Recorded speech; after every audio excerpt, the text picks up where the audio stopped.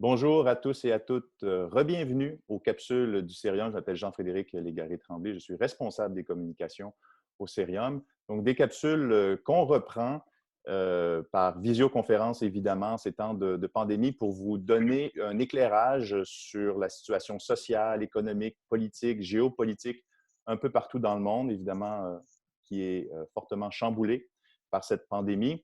Alors, pour cette première capsule en temps de pandémie, j'ai avec moi, à l'autre bout du câble Internet, Gilles Vernier à New Delhi. Bonjour, Gilles. Bonjour.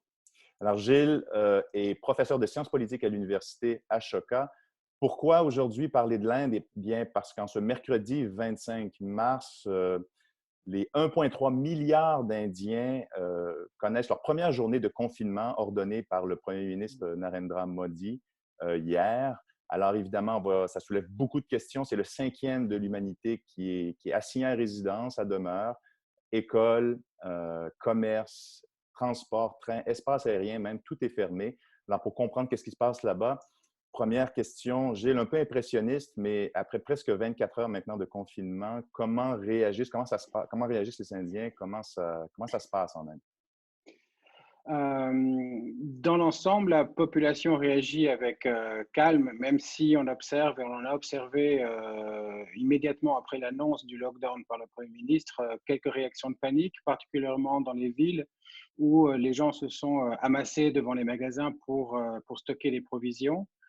Mais depuis, les choses se sont un peu calmées. Bien que le lockdown soit techniquement plutôt volontaire, la police aussi patrouille les rues et en fait use de violence et de force pour évacuer les rues.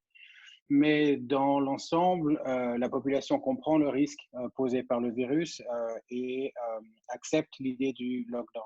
Mhm. Ceci dit, c'est une remarque qui vaut uniquement pour la partie de la population qui s'exprime sur les réseaux sociaux, qui a accès à la télévision et qui a pu suivre l'intervention du Premier ministre. L'intervention du Premier ministre ne comportait aucune information sur les mesures que le gouvernement allait prendre pour venir en aide justement aux travailleurs journaliers, aux migrants, aux travailleurs occasionnels, qui représentent à peu près 60% de la force de travail en Inde. Et on peut imaginer qu'au sein de cette population immense, l'inquiétude doit dominer. Mais voilà, vous l'avez souligné, l'Inde, ce n'est pas, en termes de niveau de développement, ce n'est pas l'Italie, ce n'est même pas la Chine, ce n'est évidemment pas non plus le Japon qui ont été touchés jusqu'à maintenant, pour n'en citer que quelques-uns. On imagine beaucoup de vulnérabilité. Le système de santé n'y est pas autant développé. L'économie, la situation dans laquelle les gens se trouvent, 80% des gens donc en économie informelle, des centaines de millions de personnes qui habitent dans des bidonvilles. Euh, Comment le système est-il fait pour pouvoir absorber un tel choc? Non, exactement. L'Inde n'est pas vraiment un cas comparable au Japon, à la Corée du Sud, à Taïwan, à des économies asiatiques avancées, et certainement pas comparable avec Singapour, qui est une petite ville-État contre un géant comme l'Inde. Et dans le contexte indien, les filets sociaux sont complètement insuffisants pour faire face à ce type de crise. L'Inde pourrait utiliser des mécanismes existants, des systèmes de distribution de services publics pour acheminer de l'aide aux populations vulnérables. L'Inde, par exemple, dispose du plus grand réseau, du plus grand système d'emploi garanti au monde et compte un grand nombre de politiques de redistribution qui ciblent les couches les plus pauvres de la population. Le Mhm. secteur privé aussi, par définition, a accès à des réseaux de distribution omniprésents. Coca-Cola, par exemple, ou des grands groupes couvrent l'ensemble du territoire et ont des capacités de distribution de denrées alimentaires. Par ailleurs, depuis une décennie, le gouvernement indien a beaucoup travaillé sur l'inclusion financière en créant des comptes bancaires pour les populations les plus pauvres, favorisant l'ouverture de comptes épargne. Mais ce sont des systèmes qui fonctionnent plutôt mal en temps normal et à l'heure actuelle, aucune décision n'a été prise pour acheminer de l'aide à ces populations par ces moyens-là. Par ailleurs, l'Inde a un système de santé publique extraordinairement faible. L'Inde est un pays qui, avec la population qu'elle a, dépense moins de 1,5% de son budget fédéral sur la santé. C'est un des chiffres les plus faibles au monde.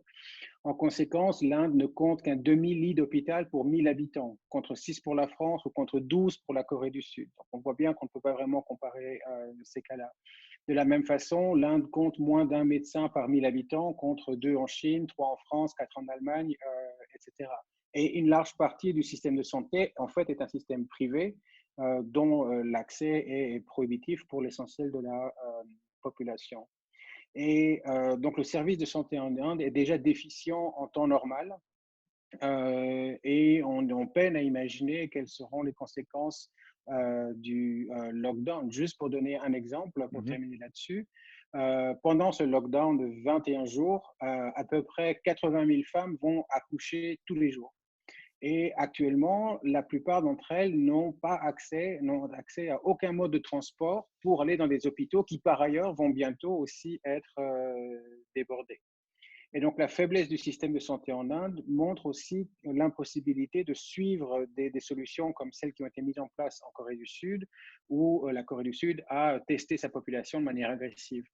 L'Inde, actuellement, conduit à peu près 16 tests par million d'habitants, ce qui est complètement insignifiant.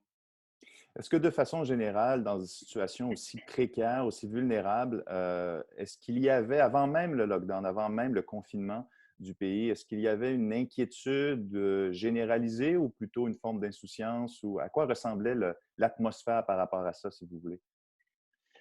C'était plus une période de doute et de circonscription ou de circonspection où on se demandait un peu, où beaucoup de gens se demandaient un peu ce qui allait arriver. On sentait bien venir un régime de restriction,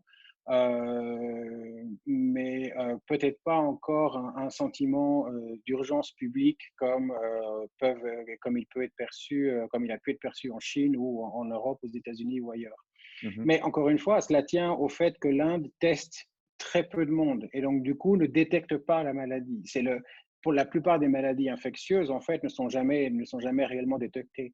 Dans le cas de l'Inde, pour pousser encore les choses, à peu près 80% des décès ne sont même pas enregistrés. Donc on n'a pas de données sur les causes de mortalité pour 4 Indiens sur 5 qui décèdent.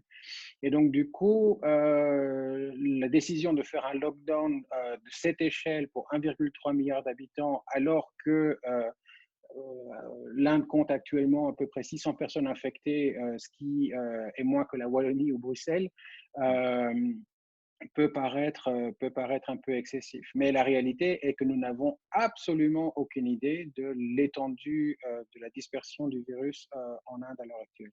Donc, une énorme incertitude. Parlons un peu on a parlé du système, du filet social, mais parlons de l'État. On parle beaucoup en ce moment du retour de l'État hein, et de ses ressorts pour gérer de telles situations. L'Inde, non seulement c'est un énorme pays, mais c'est un système fédéral qu'elle est relativement décentralisé si on compare avec bien d'autres pays unitaires comme la Chine, par exemple. Pas unitaire, mais enfin autoritaire. Euh, Quels sont les ressorts justement de l'État-nation indien et sa capacité finalement à gérer cette situation-là?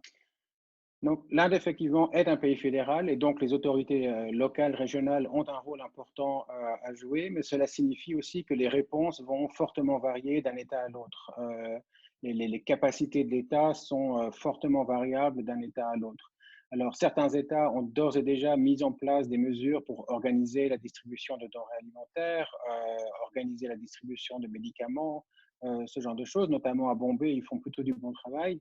Mais l'Inde a aussi une tradition de régimes provinciaux autoritaires et certains gouvernements locaux utilisent cette crise comme une opportunité de faire une démonstration de force. Mhm. Dans l'État du Telangana, par exemple, dans le sud de l'Inde, dont Hyderabad est la capitale, le chief minister a menacé la population de donner instruction à la police de tirer à vue, à balles réelles, sur toute personne circulant dans les rues. Donc, la police indienne fait fréquemment usage de la force contre la population et depuis l'annonce du lockdown par le Premier ministre, de nombreuses vidéos circulent sur les réseaux sociaux montrant des policiers battant des passants, donc à coups de bâton, y compris des docteurs, des infirmières qui se rendent au travail, des vendeurs de rue. De nombreux vendeurs de rue se plaignent que les policiers prélèvent des paiements pour maintenir le droit de vendre leurs produits, etc. Et donc, il y a déjà des doutes sur la capacité de l'État à coordonner ces différents composants pour venir avec une politique coordonnée. Et par la suite, il y a aussi des doutes assez sérieux sur la capacité des États à mettre en œuvre et à faire respecter ces directives. Mhm. Certains États y parviendront, d'autres, on peut le douter. Vous avez touché à plusieurs éléments. On a fait un tour rapide, mais pour conclure, quels seraient les principales choses, les principaux éléments euh, cruciaux, les plus importants à surveiller pour la suite des choses? Euh, ben, L'Inde commence à mettre en place une politique de test un peu plus ambitieuse. Donc, cela devrait nous donner un aperçu, un meilleur aperçu de l'état de la dissémination du virus en Inde. Mais fondamentalement, nous n'aurons jamais une idée précise de l'impact du coronavirus. Encore une fois, un décès sur 5 seulement est enregistré, donc les causes ne seront pas connues. Même après les faits, on aura du mal à déterminer le nombre de personnes qui seront décédées du fait de ce virus. C'est qu'il faut suivre, un peu comme partout ailleurs dans le monde, et l'Inde n'est pas un cas unique, si ce n'est par sa taille et par le fait que c'est un géant démocratique, c'est l'impact de la crise économique qui va suivre la crise sanitaire, qui sera très dure pour les populations pauvres, pour les travailleurs journaliers, dans un contexte où l'économie indienne, déjà avant la crise, tournait au ralenti. Mhm. Donc, on ignore aussi de quelle manière la population va réagir à terme. Pour l'instant, c'est plutôt calme, mais d'ici quelques jours, quelques semaines, il est possible que des pénuries se manifestent. Alors, les autorités publiques, pour galvaniser un peu la population et pousser à une prise de conscience de l'urgence, utilisent souvent l'analogie de l'économie en temps de guerre pour parler de la situation actuelle et à venir. Mais dans le contexte indien, historiquement, et pas si loin dans le temps, les guerres sont généralement suivies par des périodes de famine. L'Inde, le nord de l'Inde doit commencer les récoltes dans les jours et les semaines qui viennent. Et pour l'instant, les marchés agricoles sont fermés. Il n'y a pas de machines, il n'y a pas de marché d'échange, il n'y a pas de moyens de transporter les productions agricoles. L'Inde couramment dispose de stocks alimentaires pour faire face aux semaines qui viennent, mais les effets d'une récolte manquée vont se faire cruellement ressentir dans les mois qui viennent. Donc fondamentalement, on ne mesure pas l'impact et les conséquences de cette crise sanitaire et vraisemblablement, on ne sera pas en Mhm. mesure de le faire par la suite non plus. Donc, beaucoup d'incertitudes, particulièrement beaucoup d'incertitudes et de vulnérabilité. Gilles Vernier, merci beaucoup Avec plaisir. et bon courage.